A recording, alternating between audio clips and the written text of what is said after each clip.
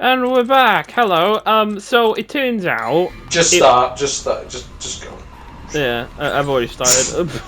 So. Oh no, I mean just unpause because you were paused for so long. It's like you don't want to be on this any longer than you have to. No, I don't. So it turns out, it was a survival thing. Not a survival thing. Sorry, it was a kill all enemies thing. And that mission was technically 2 fights long, which is really funny if you think about it. That is a little humorous, I will admit. That is very humorous. The Protector scales Sky Trooper, believing in its own reason for existence. Alright, Roxas. I don't know.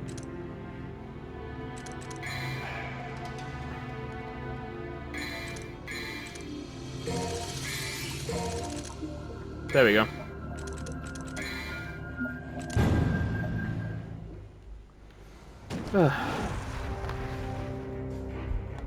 Okay. Oh, I didn't want to do that.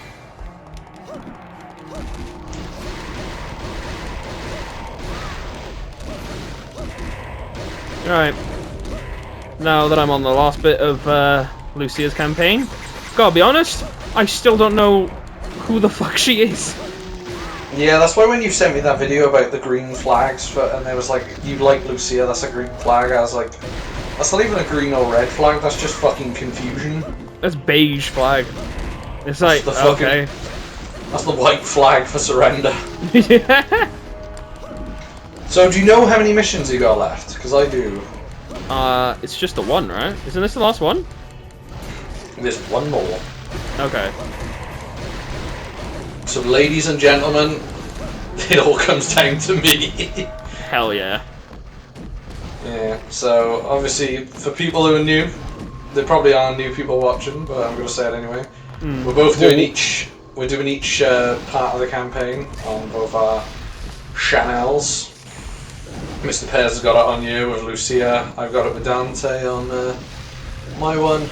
They're in the description as per, and there's a giant playlist you can find on Moir's channel where you can watch it all in order, I guess. I guess you could say in order.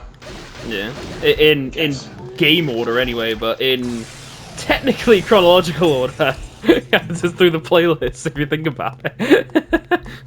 It's okay so far as chronological wise. I think we've done a decent job because the last episode I just did then we recorded before this, I'm pretty much up to where you are now. So I mean, realistically speaking, it is that Resi 6 thing where we're all kind of caught up now. Because as soon as yours ends, obviously Dante's got to go even further beyond, like so. Yeah, he turned Super Saiyan 3 like. Well, he did turn margin, didn't he? So. He did, yeah. He did. I hope he turns margin again and says, "I hope I'm not too late." Fucking Prince of Destruction, Dante, like, bosh. Prince of Destruction, Dante. Oh, that's beautiful. Music is actually kind of good. Yeah, that's one thing I would say. On top of it doesn't hold a candle to DMC1, but it's alright.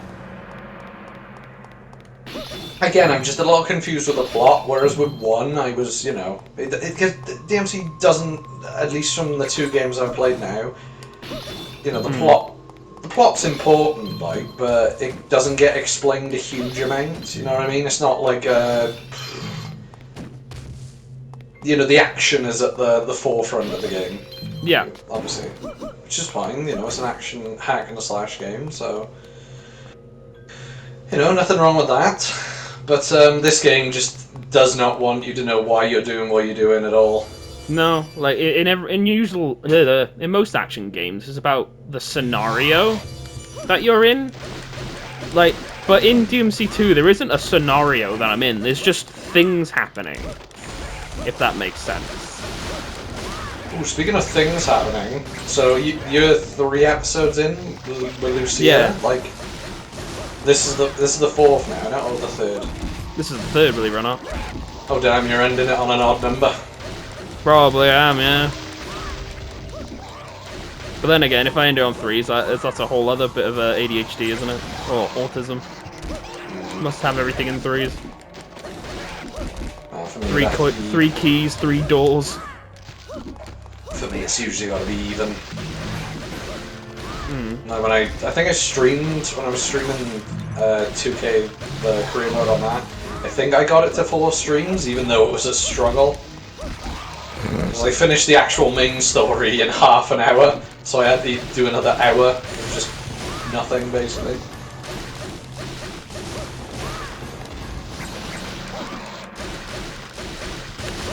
Oh, I don't miss playing this combat system though. It's so fucking boring.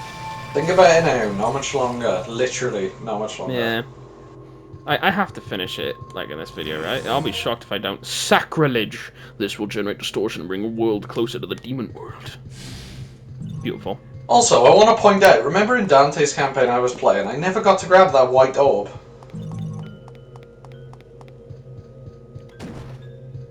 In the last episode we just recorded, remember it was behind that, like, force field? And I jumped in the hole, and that's when I had the same boss fight as you. Oh! Yeah, you're right. I never grabbed that. No, that's a shame.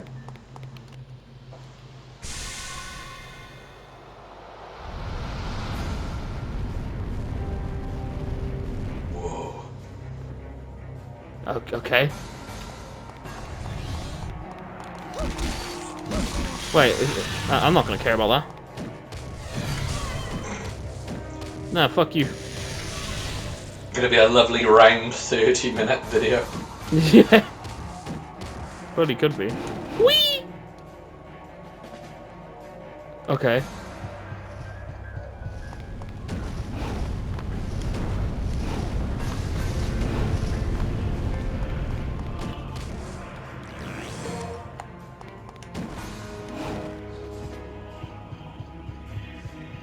Okay.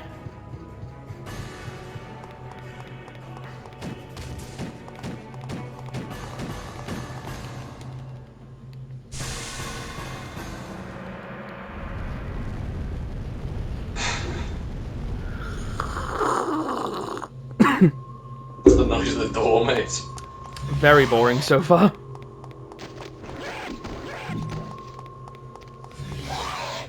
It's like the noise is going, wait, no, you don't meant to go that fast.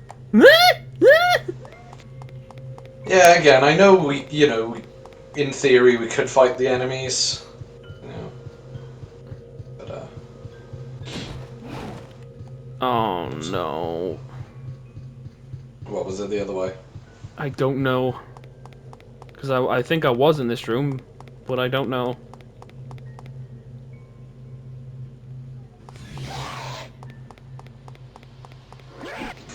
Gonna force your hand now.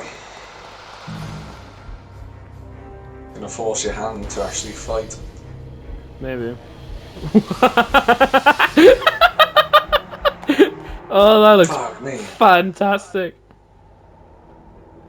Fuck me, tell us, Kate, because what, this came out in the early 2000s? Yeah, this came out 2003, this one. Yeah, it's definitely got that, like, saw and 9-inch nails type of edit in there. Shines through.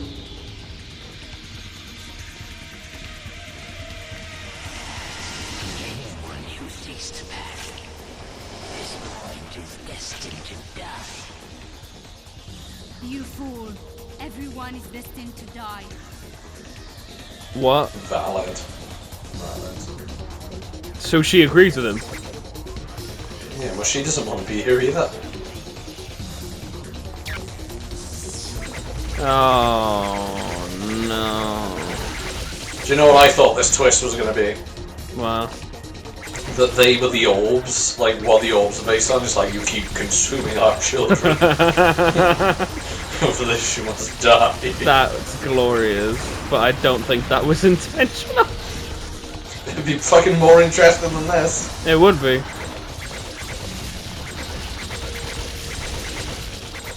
God, this is gonna take a while.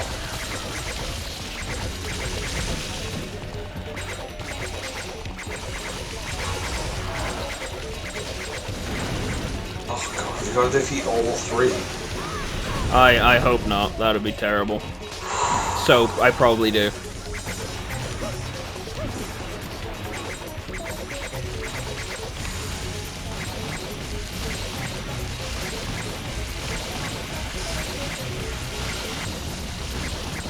love how there's just like no, like, because it's the same when I was playing. There's like no urgency in us moving out of the way of attacks. Nope. And you stood there and tanked like what, like 2 of those attacks. Glorious.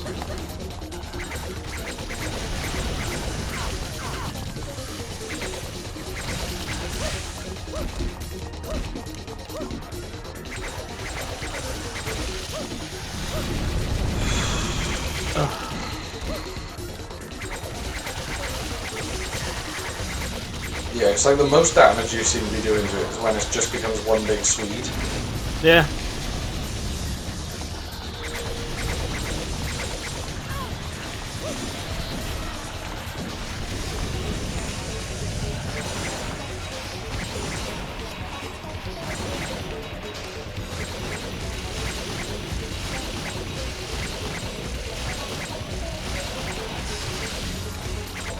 It's weird as well, because there's like no knockback to an enemy's attack either. No, my health goes down and I hear her go, ah! But I'm not like stunned or anything like that. I don't think I am like, anyway. Oh, there we go. Again, you know. Yeah, but that's what I mean. In DMC1, you would have got hit by something like that and like done exactly that, fallen back. Yeah. And also, you would have been severely punished for being hit in DMC1. Your health would have gone down like 3/4 for one hit, but nothing like that, yeah.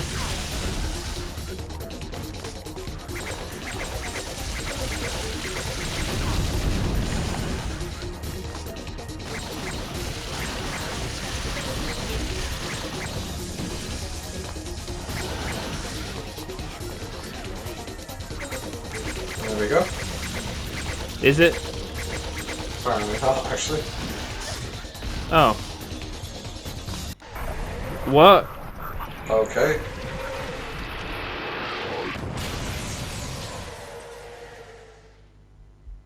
Well, that was a fight. I mean, yeah, well, it was, I guess. Like, by the definition, it was a fight.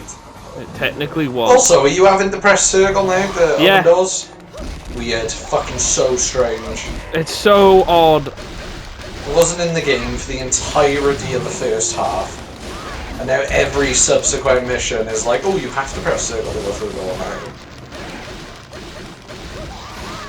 It's a small thing, and I know people go, oh, it's not that bad. It's like, yeah, but it's such a small thing, why is it a problem, like?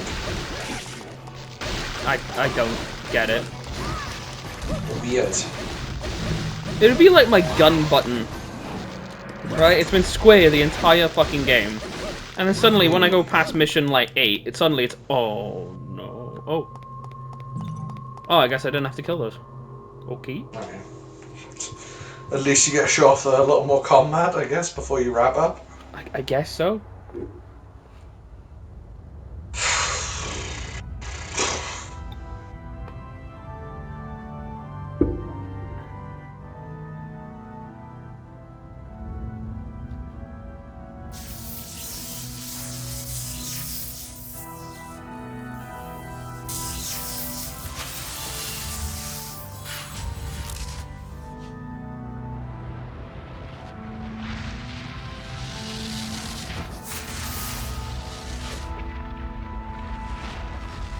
You said it's been retconned now when this takes place. When does this take place in the timeline? So, now it takes place after 1.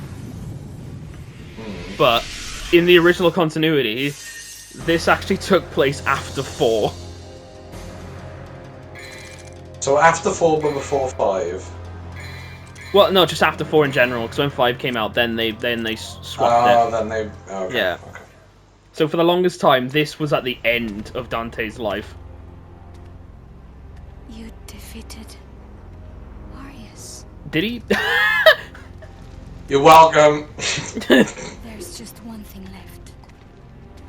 You've got to finish your campaign, Dante. Kill me. Kill me! Everything will be over. I thought I was a descendant of the clan that protects Vie de Marly. I've never heard of that place. Have the blood of the devils. No, like, I want to like Lucia, but the game doesn't give me a reason to. Like, if she got reintroduced in a future DMC game, I'd be very interested to see what they do. So would I. I would be so interested to... Yeah, we already know that one. But yeah, if it turns out Lucia's coming back in DMC 6, I would be so interested in what they want to do. Yeah, because at least she got a bit of redemption, potentially, from this fucking sack of shit. Because there is nothing here. Like, no character at all. Like, they can literally do anything for her. That video you sent me, where it's like green flags of DMC, I'm assuming they just like your design.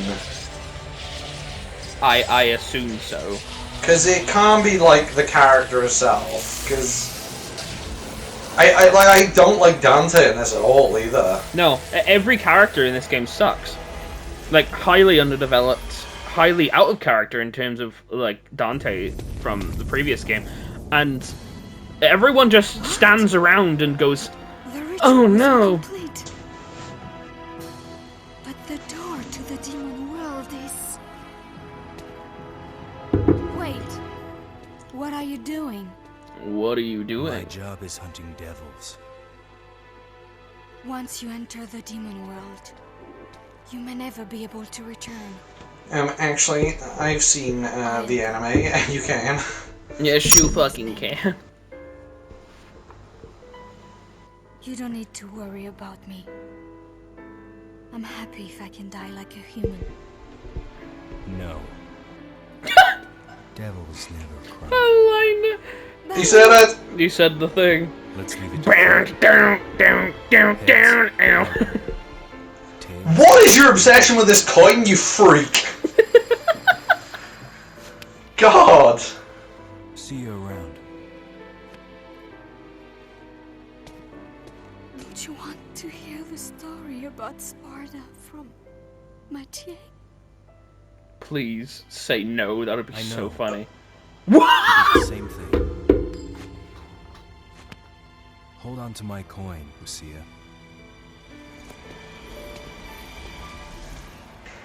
You know what, I'm not gonna finish the campaign now, and this is just how I would want to end. Dante gets sucked into the demon world and never comes back. That's how the series ended for so long. Arius?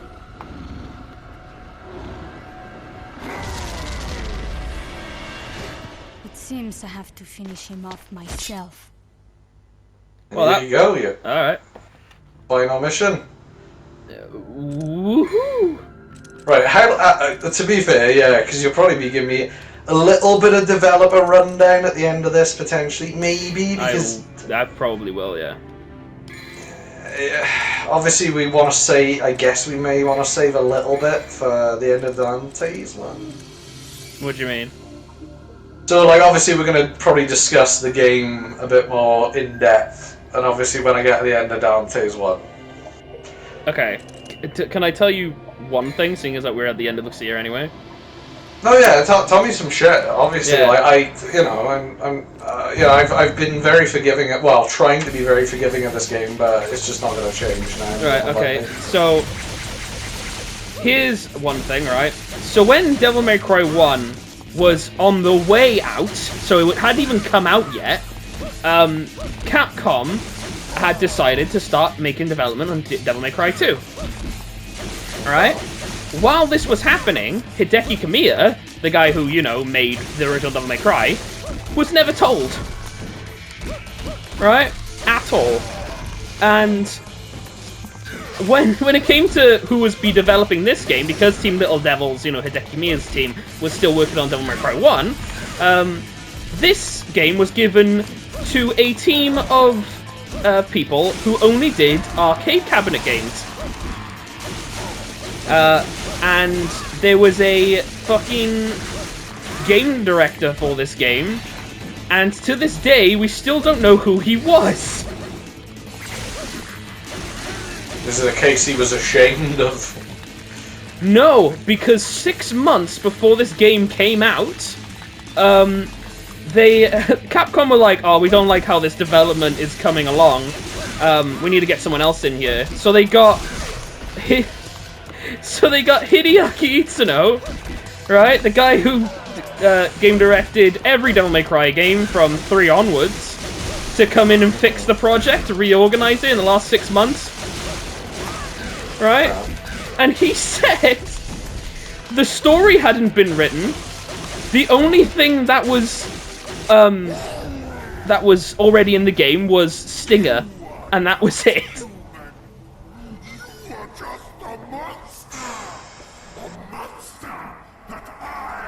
Like, don't get me wrong, with the added context, like, of the fucking development hell this game had. Like, I feel bad for people involved, but it's still shit. Like, oh, yeah. It's still fucking bad.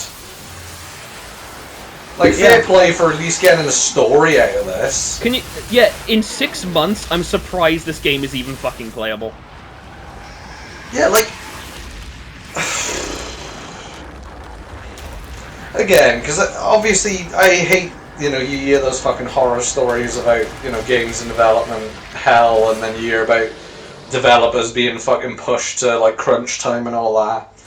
And, that's never fucking fair, and it's always shit, and it always results in, maybe not necessarily always a shit game, but, most of the time a shit game, and on top of that, obviously so much stress for those working on it. Like, can you imagine, like, if the game had come out, like, nowadays? Oh yeah, people will go mad. Oh, well, I don't know, you see, because... Oh, right, yeah, people will think, oh, they'll just fix it in post. Probably. Yeah, they'll fix it in post, and, like, I still am of the opinion that, yeah, I think that you can fix a game post-launch, but it's when, like, a game has to be completely almost overhauled.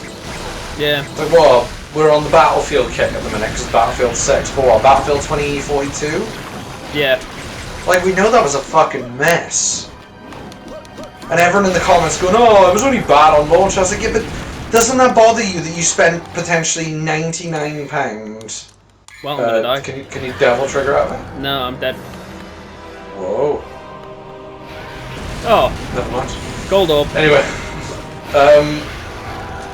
Yeah, like, because it's very strange how people are just okay with games being absolutely destroyed at launch. It's such a weird phenomenon. Because again, obviously gaming's never been fucking perfect, and I know people go, oh, well, it wasn't that good. Well, of course it wasn't fucking perfect back in the day. Have you seen the state of this? Yeah. But it's like how people are like, Skate's another example now. People are like, oh, well, yeah, but maybe post-launch will be even better. It's like, but don't you want to pay, especially when you're pre-ordering for like £100, right, or $100, or 100 whatever, 100 fucking euro, whatever. Don't you want your game to be, like, pretty much done when you purchase it at full price? Yeah, I do. I hate because, like, in my like humble opinion, then, and I don't think this is a controversial thing to say, I shouldn't be paying full price on a game if it's in a fucking state. I should be getting it for a lot cheaper. Yeah, it shouldn't be full price if it's not fully done. No. Because otherwise, I'm just paying for the alpha. Yeah. Or in fucking some cases with games these days, the fucking pre-alpha. Yeah. Like, can you imagine, like... Because I seen this by someone as well, right? Can you imagine buying a car, right? And because you get told, oh, it works perfectly, it goes like 500 oh my god, both sides were fucking heads. What a clown. Tricked me. That macho.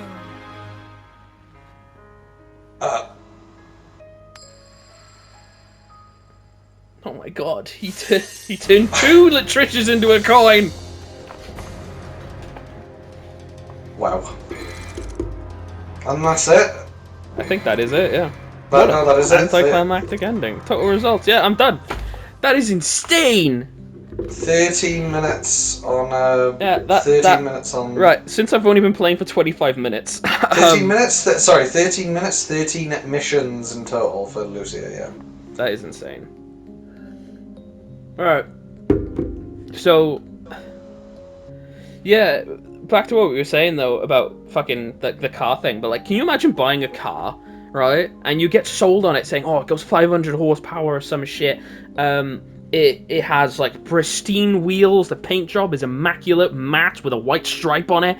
All right, and then when you buy it, you get it delivered to you, but the wheels are gone. The white stripe isn't there, and even if it could move without the wheels, which it fucking can't, it would only go like 250 horsepower. Right? You would complain about that fucking dealership, right? And then the dealership would be like, oh no, don't worry, we're fixing it in post. Like, no, I want my fucking car now, please. I spent a lot of money on this. Sure, the price of a game isn't as much as a car, but a price of a game is still a decent amount of money.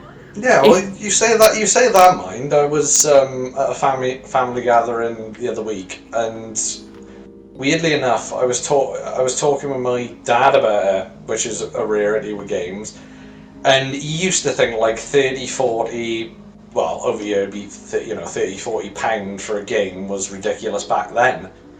And then my nephew said that he spent £120 on a pre-order, and it's like, that's a lot of fucking money, you know what I mean? Like, you say it's not as much, but like, in the context of like how much we used to spend on games, especially because obviously when, the introduction of like digital games during like the PS3, Xbox 360 era became kind of like, this new thing. They used to be cheaper to pre-order it digitally, whereas now we're like gone backwards because it's probably better to pre-order a physical copy. So like, even from a money standpoint, yes, it's not as much as a car, but you're spending what? Like, it's probably not a good example because I'd argue it was actually pretty good on launch, but like Sparkin, for example, Sparkin Zero, that was like pretty much the full game and the full experience like on day one. But that was a lot of fucking money for the Ultimate Edition. Like, imagine if the game would have come out broke. Yeah. Like, and I mean, because I know people are mixed on Sparking currently, and that's a lot because of like the output of DLC. But like, imagine if the game was in the state that like a Battlefield 2042 was in. You know what I mean? Yeah, it would suck, and people will be saying that sucks just as much as they're saying Devil May Cry 2 sucks. Yeah, and like, but so. in a roundabout way to go back to it, but that's what I mean. Like, you wouldn't expect, like, again, using another example, I bought SmackDown vs. Raw 2007 when it came out on Xbox 360, I believe, or PS2, whichever one it was. The game was fine. The game had its issues, it had its flaws, but it was fine.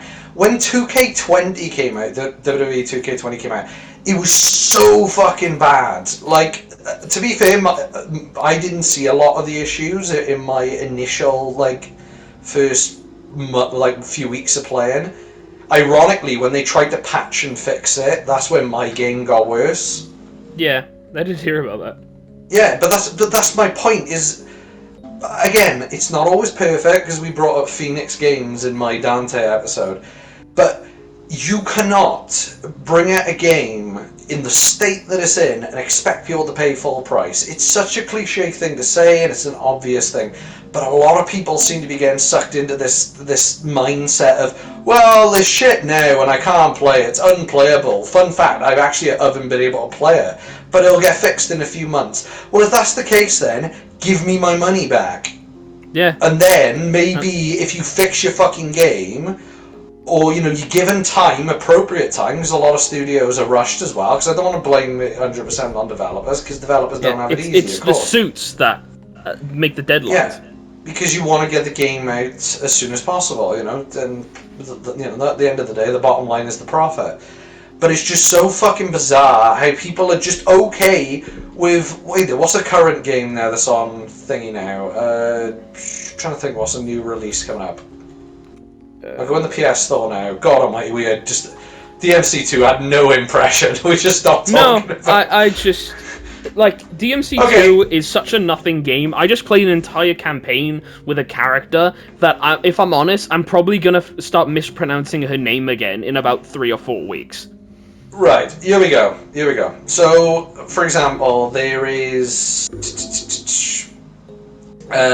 Gears of War remake coming out on PS. Yeah. Imagine if that's bad. Yeah, you know what I mean? Like, imagine paying X amount. You can use any game as an example. No game is going to be 100% perfect. And I have no issues with tweaks here and there. But when it comes down to the point where people are okay with forking out their hard-earned money, potentially, you know, the money they fucking earn from working, or money they were given, you know, for their birthdays or something like that, or inheritance if you're a bit younger, money, or inheritance, or whatever the case may be, you can't sit there, at least in my opinion, you cannot sit there and just be like, oh yeah, I'm fine with this, don't worry, yeah, I know the game's fucked now, but in like a year's time it'll be exactly where it should have been in the beginning. Because if that is the attitude that the person has, then nothing's going to change. Everything's going to remain the same going forward, where, you know, these big developers or these big publishers are pushing out these games that are not even fucking close to being finished, and we're just fine with that. You're basically fine with going to a 5-star restaurant and they're serving you a shit sandwich, like, and you were okay with that. Because you know this starter is a shit sandwich, but I might get a piece of chicken in, you know, an hour's time when they finally bring out the main course. Yeah, actually, keeping on the restaurant thing, right? Can you imagine ordering like a fucking like a steak melt, right, in a sandwich, and they're like, okay, here you go, and they just give you like a plate of bread, right? And it's like, okay, come back in like a few months, we'll give you the steak. Yeah. That would be horrendous. Like, I'd insult the chef. Because what the fuck? Yeah. No, it's awful. Anyway, coming back to DMC 2 though, that was actually fucking dreadful. I got Bloody Palace now. I'm never gonna play that ever. I just unlocked Cool Jacket mode by Diesel. Hold on, I wanted. Oh yeah.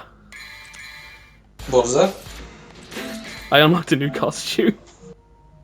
Nice. Hold on, I want to see this now. Before we end. Oh yeah. Ow. That's a strange costume. I guess it's alright. It's sponsored by Diesel. It's okay. Not worth completing this game for. It's fine. Whatever. Yeah. Right. Yeah. So I guess that's it. That's Lucia done. I got the new outfit. I'm never gonna touch a campaign ever again in my fucking life. Yeah. Thank you for watching this part. Bye. Bye. That was fucking awful.